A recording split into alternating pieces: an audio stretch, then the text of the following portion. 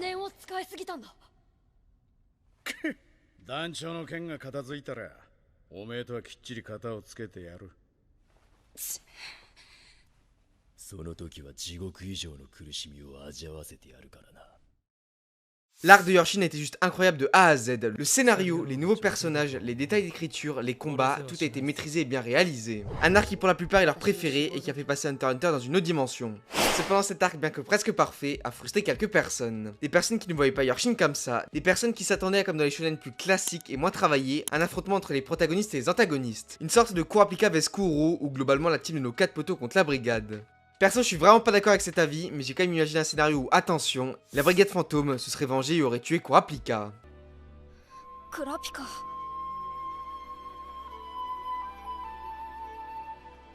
Après s'être vengée en tuant Uvo, c'est la brigade qui se serait vengée en tuant Kurapika. Mais comment et quelles seraient les conséquences sur le monde de Hunter x Hunter si le blondinet mourait? Quelle serait la réaction de Gon et Killua? Quelles seraient les différences dans le scénario? Et comment le manga pourrait être amené à évoluer? Je vous laisse retourner à Yorshin City pour la terrible fin des Kuruta. Pour cette petite histoire, on change pas la base. Pourquoi changer une équipe qui gagne? Tout est bien pensé, les bases déjà installées, on va se baser sur ça pour construire ce petit scénario alternatif. On prend la mort d'Uvogin, qui est la première étape de la vengeance du blondinet. Kuro et la brigade, comme dans le scénario original, veulent se venger, mais là ils iraient plus loin. Plus loin qu'un simple requiem pour Uvo, mais là ils retrouveraient le fameux type à la chaîne. Le plan est simple, faire circuler la rumeur comme quoi la brigade serait toujours à Yorshin et réitérer le requiem d'Uvogin. En officialisant leur présence à Yorshin, Kurapika est fou. L'objectif de sa vie, son but ultime, est toujours à portée de main. Il sait qu'il peut pas les affronter seul contre tous et tentera comme Uvo de les affronter séparément. La brigade jouant sur cette corde sensible et va faire croire à leur présence à la prochaine vente aux enchères. La mafia étant bien évidemment au courant, va renforcer la sécurité en faisant appel au premier garde du corps de Neon Nostrad. Le souci c'est que la mafia ne fait pas dans la dentelle et ne connaît pas les divergences entre Kurapika et l'araignée. Ils vont faire un appel plus ou moins public à Yorshin où rapidement n'importe qui a un minimum érudit pourrait se procurer de précieuses informations. Après avoir retrouvé l'identité du type à la chaîne, notamment grâce à Charnalk, la brigade comprend la mort d'Uvo. Ils comprennent qu'en étant un survivant du clan Kuruta, ce dernier veut se venger de l'araignée.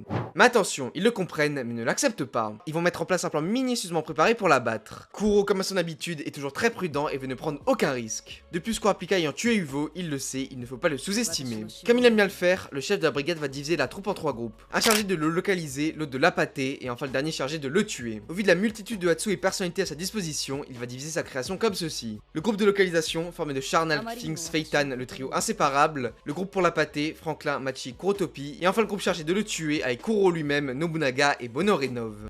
Shizuko et Pakunoda sont mis en retrait et sont les entre guillemets backup en cas de problème. Et oui, au vu de leur atout respectif, elles serviraient pas à grand chose pour l'un des groupes. Hisoka est aussi mis de côté pour des raisons évidentes, Kuro lui fait pas assez confiance pour confier la vie de ses camarades, mais je reviendrai sur le magicien plus tard. Tout a été calculé par la brigade qui, comme à son habitude, fait tout de manière sensée, discrète, avec du recul. Après un plan minutieusement préparé, le Kuruta tombe dans le panneau. Trop impliqué dans sa soif de vengeance, il n'a pas vu le piège tendu par l'araignée. Kuro ayant joué sur cette carte sensible, savait que Kurapika ne prenait pas de recul dans cette situation. Complètement isolé de la mafia et de ses amis, le blondinet est face à 3 membres de la brigade et pas n'importe lesquels. Nous avons carrément le chef en personne, le samouraï du groupe et Bonorenov. Kurapika comprenant la situation et pris de rage en voyant son objectif devant ses yeux, pète un câble, exprime toute sa colère et se lance dans ce combat fou. Combat fou oui, car Shizuko et Pakunoda ont rejoint le groupe de 3. Nous sommes maintenant sur un 1v5. Kurapika se débat tant bien que mal, utilise toutes ses ressources disponibles, Humper Time est à son maximum, mais malheureusement, c'est pas suffisant. Le blondinet périt en emportant avec lui Bonorenov, Pakunoda et Shizuko avec lui. La mort d'Uvo est vengée, mais à quel prix? 3 nouveaux membres s'ajoutent à l'addition. Kuro essaie de tirer le positif en se disant qu'ils ont éliminé un ennemi de taille, mais il a perdu 4 compagnons dans cette histoire. Attristé, il réunit la brigade et décide de partir dans l'ombre pour le moment. De l'autre côté, les enchères de Yorshin reprennent leur cours et la vente aux enchères de Grid Island arrive. L'Eryu appelle Kurapika pour prendre des nouvelles, mais sans réponse. Ces derniers ne veulent pas quitter Gon et Killua et ne leur dit rien. La suite des enchères se passe et Gon et Killua arrivent à être enrôlés pour tenter de gagner Grid Island. Avant de partir pour le jeu créé par le père de Gon, ces derniers veulent dire au revoir à Leoryu mais aussi à Kurapika. N'arrivant pas à rejoindre le blondinet, ils vont demander au médecin ce qu'il se passe. Alors qu'ils étaient en route pour voir Leoryu, il y a une mystérieuse rumeur dans les rues. Kurapika, garde du corps de la famille Nostrad, serait mort. Les autorités auraient découvert son corps dans un immeuble détruit au fin fond de Yorshin. La mafia, outrée de perdre un membre reconnu, se demande comment et pourquoi une telle mort. Un traître au sein de la mafia? Une chose externe? Un suicide? Une fois réuni, le trio veut en savoir plus, et malheureusement, la nouvelle est vraie. もう少し条件を絞り込まねえと。今俺たちがいる場所から時差10分以内の場所に絞ったら。そうだな。La mafia confirme bel et bien la perte d'un des membres les plus puissants de leur rang. Neon et son père choqué sans défense quittent immédiatement Yorshin, emportant avec eux les quelques yeux Kuruta restants. Gon, Killua et Leroy au foudrage vont enterrer le corps du nain Kuruta, et au fond d'eux, chacun le sait. Ils savent très bien qui sont les auteurs de cela. Ils vont passer un deal. Après avoir porté Grid Island et revu son père, ils iront venger leur ami et affronter la brigade. Leroy de son côté doit apprendre à maîtriser le nen. Gon et Killua eux doivent devenir plus forts pour arrêter le groupe de criminels. Ils se laissent un an. Dans un an ils se reverront plus forts pour les affronter. それがよ言ってはみたもののなかなか見つからなくって Gon et Killua se rendent à Grid Island dans l'idée de le gagner, mais surtout de devenir plus fort. Après moult péripéties, une maître de naine rencontrée, un tueur de masse battu dans une fosse, un psychopathe vaincu, Gon et Killua ont officiellement gagné le jeu. Ils sont devenus bien plus forts, bien plus expérimentés, ils maîtrisent les techniques de naine avancées et sont presque prêts pour venger Kurapika. Leroy de son côté a supplié Chi de Lune Zodiac de devenir son sensei. Cette dernière accepte si en contrepartie il rejoint son groupe de médecine. Elle a vu le potentiel du jeune homme et compte bien faire un arrangement gagnant-gagnant. Un an après, il maîtrise parfaitement le nen, est devenu un expert dans l'art de la médecine et est même capable de soigner quelqu'un grâce à son Hatsu. Il se laisse encore un peu de temps pour perfectionner leur technique et devenir plus fort pour être fin prêt. Étant devenus chacun très forts, plus expérimentés, leur préparation touche au but.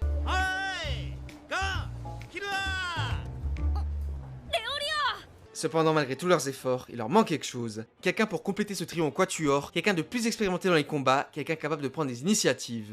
Gon n'ayant pas revu Jin, ne sait pas à qui demander, qui lui demande à son père, mais Silva a toujours dit de s'éloigner de la brigade et donc refuse. Plus tard dans le temps et en pleine recherche, nos deux gods vont recevoir un appel. Le magicien veut faire équipe avec eux, ayant trahi la brigade, il leur propose un marché. Il s'occupe de les amener à un endroit, isoler Kuro, et eux s'occupent du reste. Nos deux gods très surpris acceptent volontiers, et limite, ils peuvent pas rêver mieux. Un allié qui connaît la brigade, assoiffé les tuer, et qui en plus se connaissent déjà. さてと残るは君か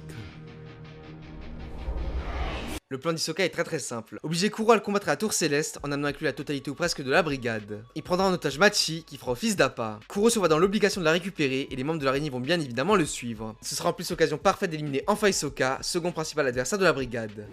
Cette fois-ci c'est la brigade qui tombe dans le piège et ne s'attendait pas du tout à revoir Gon et Killua dans l'optique de combattre. Ces derniers ne sont pas venus seuls, avec Leroy oui évidemment, mais aussi avec 2-3 tueurs à gages présents pour la prime mise sur ce groupe criminel de rang S. La disposition est simple, la brigade ayant perdu des membres et n'étant pas en totalité, se voit un effectif réduit.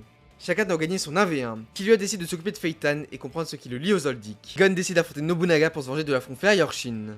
Nos deux goths impressionnent les membres par leur progrès réalisé en un peu moins de 2 ans. Ils jouent presque d'égal à égal avec ceux qui 2 ans auparavant les traitaient comme de simples gamins. Étant galvanisés par la perte de Kurapika, ces derniers remportent leur combat et vont prêter main forte à Leroy et compagnie. De l'autre côté, Kuro n'ayant pas pu préparer cet affrontement est en grande difficulté face à Hisoka. Le clown cette fois-ci avait tout prévu et a un net avantage sur le chef de l'araignée. Après une lutte désespérée de la part de Kuro, le clown réalise son rêve, et dans le combat le plus intense de sa vie, il emporte le combat de sa vie. Ces derniers va aussi finir le travail, parce que quitte à tuer leur chef, autant tous les tuer, hein. 失礼しちゃうね La tour céleste en feu à moitié détruite va être le tombeau de la bande criminelle la plus connue d'Hunter x Hunter.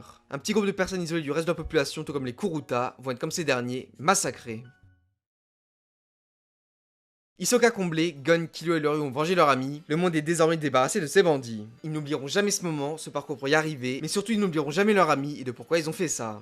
Malgré les dégâts causés dans la tour céleste, les autorités accueillent nos héros vainqueurs de ce combat et se voient récompensés d'une étoile après de tels événements. Silva et Jin choqués et impressionnés ne comprennent pas pourquoi leurs fils respectifs ont pris de tels risques pour une entre guillemets simple vengeance. Étant maintenant très puissants et reconnus dans le monde entier, ces derniers se voient confier des missions de plus en plus dures et importantes. Gon et Killua vont être chacun appelés de leur côté pour une mission commune. Une mission où il faut déloger une reine fourmi chimère, damnée d'une région isolée du monde. Une mission facile aux premiers abords, une mission qui va être le théâtre de beaucoup de choses, une mission qui sera la descente aux enfers de notre petit lutin vert, mais ça y a pas besoin de vous la raconter, vous la connaissez déjà.